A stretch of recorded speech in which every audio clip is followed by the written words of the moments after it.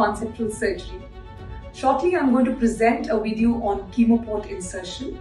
So when I say chemo port, it is a central venous access device which is very helpful for patients who are on chemotherapy. And for those patients, like in breast cancer patients where we do not use the veins on the operated side, the chemo port can be a huge boon because a chemo port can withstand up to 2,000 to 3,000 pricks. So this is a very simple procedure and all general surgeons should be adept at performing this procedure because you can do it in whichever setting you are in, and not many people do it, unfortunately.